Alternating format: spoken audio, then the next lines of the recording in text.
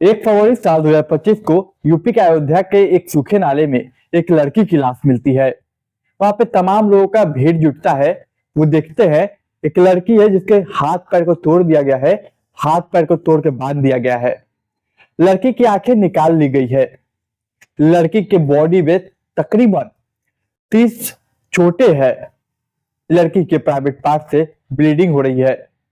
ये सब देख के वहां की जो तमाम महिलाएं थी वो एक एक करके बेहोश होने लगती हैं। आखिर कौन थे जो हैवानियत को भी शर्मसार कर दे।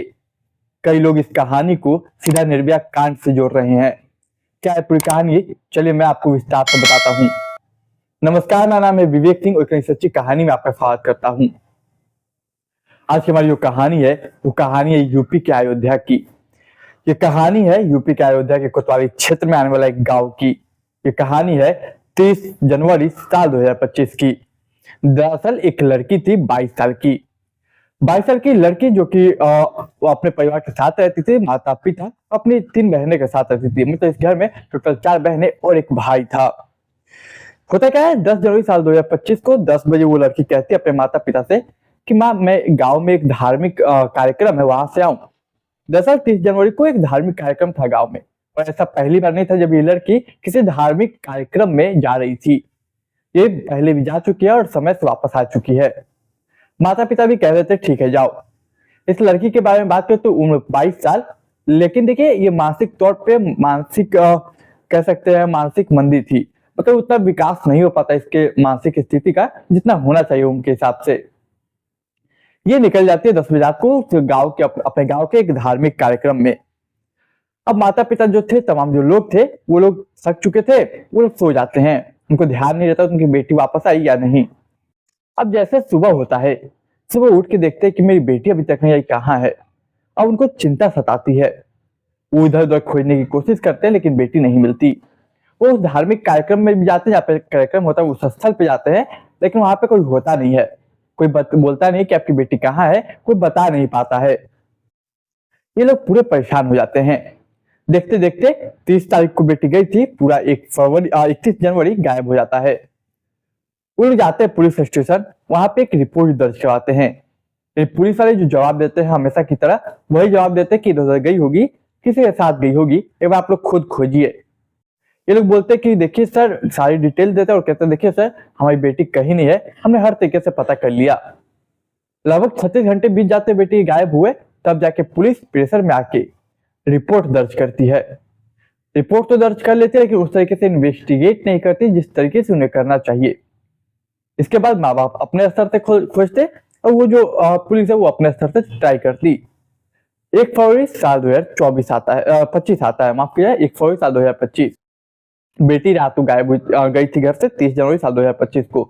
1 फरवरी आता है, गांव में ही एक जगह है, गांव से लगभग 500 मीटर की दूरी पे एक स्कूल के बाहर एक शौचालय है। शौचालय से तकरीबन वहां पे शौचालय के पास लड़की के कुछ कपड़े मिलते हैं जो कि खून से पूरे सने होते हैं। अब तमाम जो परिवार वाले थे वो देख के पहचान जाते हैं कि उनकी बेटी के कपड़े हैं। अब वो खून का पीछा करते करते गेहूं के खेत तक पहुंचते हैं। गेहूं के खेत तक वो कपड़ों की खून की बूंदे जाती है और कपड़ा पूरा खून से सना हुआ था। सभी लोग के मन में डर था और भय था कि आखिर ऐसा क्या हुआ, खून से पूरा कपड़ा लदा पड़ा है और बेटी दिख नहीं रही है। खोजते खोजते वो लोग लगभग गांव से 500 मीटर की दूरी पे पहुंचते हैं, जहां पे एक सूखा नाला था। सूखा नाला के पास एक झाड़ी थी, वहां पे बेटी की लाश मिलती है। गांव वाले तमाम लोग वहां पे देखते हैं तो उनकी जो बेटी की लाश थी वो हालत बहुत खराब थी। दरअसल लड़की के हाथ पांव को तोड़ दिया गया था और तोड़ के बांधा गया था। लड़की की आंखें निकाल ली गई थी। बॉडी पे तकरीबन 30 चोटों के निशान थे। प्राइवेट पार्ट से ब्लीडिंग हो रही थी।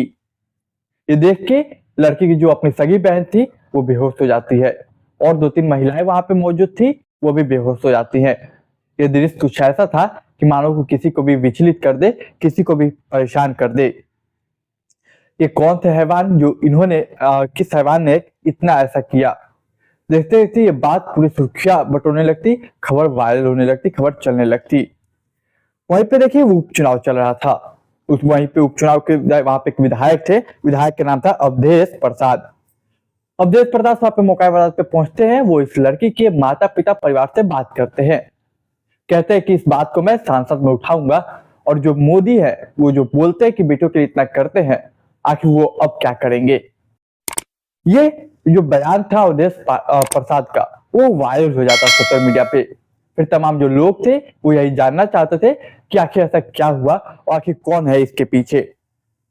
उन्होंने प्रेस कॉन्फ्रेंस बुला के ये बात कही थी, प्रेस कॉन्फ्रेंस में, कि इस बेटी को हम न्याय दिलाएंगे। रोते रोते ये बात कही थी कि न्याय दिलाएंगे और हम संसद में सवाल उठाएंगे और मोदी से और तमाम उन नेताओं से पूछेंगे जो कि दावा करते हैं कि बेटियां सुरक्षित है।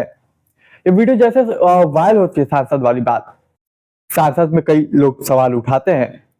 इस पे टिप्पणी करते हुए राहुल गांधी हो, प्रियंका गांधी हो या फिर अखिलेश यादव हो, सभी लोग इस पे टिप्पणी करते हैं, बातें करते हैं। सभी के मन में यही था कि आखिर एक बेटी के साथ, 22 साल की उम्र की बेटी के साथ, मतलब ऐसी लड़की के साथ जिसका मानसिक विकास भी अच्छे से नहीं हो पाया, उसके साथ इतनी घिनौनी हरकत, इतने दर्दनाक हरकत किसने की। इसका देखिए पूरा वीडियो वायरल होता है, तमाम लोग इसके पीछे लगाते हैं, प्रेशर बहुत ज्यादा बढ़ जाता है। फिर पुलिस अपना इन्वेस्टिगेशन करती है और अपने स्तर से जो हो सकता वो सबूत जुटाने की कोशिश करती, उन शख्स तक पहुंचने की कोशिश करती जो कि इसके पीछे थे। पुलिस सीसीटीवी कैमरों को खंगालती उस पास के एरिया में, उसके बाद फोरेंसिक टीम कुछ कलेक्ट करती सबूत, और कुछ मुखबिर की तरफ से इंफॉर्मेशन मिली। उस इंफॉर्मेशन के मुताबिक, जो सीसीटीवी के मुताबिक और जो फोरेंसिक चीजें हैं उनके मुताबिक, गांव में रहने वाले 3 व्यक्तियों का नाम सामने आता है। पहला व्यक्ति दिग्विजय सिंह, दूसरा हरिराम कोरी और तीसरा विजय साहू। ये तीनों लोग पेशे से मजदूर है, कभी कभी पेंटिंग करते हैं, इधर रोजमर्रा की जिंदगी गुजारते हैं। ये लोग इसी गांव के हैं। इन लोगों ने नशे के धुत में आकर उस लड़के तक इतनी बर्बरता की। इन लोगों को हिरासत में लिया गया। फौरन हिरासत में लेने के बाद मीडिया को यह बताया गया कि हमने उसके आरोपियों को पकड़ लिया है। उन्होंने कबूल भी कर लिया कि इसके पीछे वही लोग हैं। इधर पोस्टमार्टम की रिपोर्ट आती है, लेकिन पोस्टमार्टम की रिपोर्ट मीडिया को नहीं दी जाती। ऊपर बताया जाता है, लेकिन पूरे डिटेलिंग नहीं शेयर की जाती, कहते कि हमारे ऊपर प्रेशर है। हालांकि देखिए सवाल ये कि आखिर उसने क्यों मारा। इसके मुख्य जो आरोपी जो पुलिस के द्वारा बताया गया वो दिग्विजय सिंह है, जो कि दिग्विजय सिंह उर्फ बाबा। बताया जाता है कि दिग्विजय सिंह उसके लड़की के पिता के घर आया जाया करता अक्सर। यूं ही देखिए कहा गया, जब पत्रकारों से बातें हुई तो उन्होंने ये भी कहा पुलिस ने कि इसका कहना है कि हुआ कहता तकरीबन 2 महीने पहले की बात है। इसके भाई ने मुझे पीटा था बहुत बुरे तरीके से। मतलब पुलिस के थ्रू के मुताबिक इसके भाई ने 2 महीने पहले लड़की के भाई ने दिग्विजय सिंह को पीटा, उसके साथ बदला लेने के लिए इसने इतनी बर्बरता उसकी बहन के साथ किया। लेकिन क्या इसमें सच्चाई है, या फिर जल्दी केस को सॉल्व करने में प्रेशर के चक्कर में, या फिर सोशल मीडिया पे इतनी बात फैल चुकी है, पब्लिक प्रेशर ना पड़ जाए, इस वजह से केस को जल्दी सॉर्ट आउट किया जा रहा है। खैर इस पर इन्वेस्टिगेशन जारी है। 3 लोगों को पकड़ लिया गया। मुख्य आरोपी दिग्विजय सिंह को बताया गया अब तक, पोस्टमार्टम रिपोर्ट आ चुके हैं, अभी पूरी तरीके से खोला नहीं गया है। अब तक के आधार पे यही आरोपी हैं। लेकिन देखिए माँ बाप अभी भी रो रहे हैं, तमाम समाज जो है वो क्या है कि इन आरोपियों को जल्द से जल्द सजा दिलवाई जाए और जितनी जल्दी हो सके चार्जशीट फाइल की जाए और जितना जल्दी हो सके सजा मिले। तो देखिए ये कहानी पे आपकी क्या विचारधारा है, आपकी क्या सोच है, वो जरूर रखिएगा। ये कहानी सुनाने का उद्देश्य किसी की भावना को, किसी के दिल को ठेस पहुंचाना नहीं, केवल समाज में जागरूकता फैलाना है। और इस पे कोई खबर पे अपडेट आई है, कहानी में कोई नया मोड़ आएगा तो मैं आपको जरूर सुनाऊंगा। तब तक के लिए आप देखिए, आप अपनी राय विचार अपने कमेंट बॉक्स में रखिए और जितना हो सके इस वीडियो को शेयर कीजिए, इस कहानी को लोगों तक पहुंचाइए। देखिए मैं अक्सर क्राइम की कहानियां लाता रहता हूं, तो आप मेरे चैनल को सब्सक्राइब कर लीजिए, नए है तो वीडियो को लाइक कीजिए, शेयर कीजिए, कमेंट कीजिए और मुझे अभी इजाजत दीजिए। मैं एक नई कहानी में मिलूंगा, तब तक के मुझे इजाजत दीजिए। नमस्कार।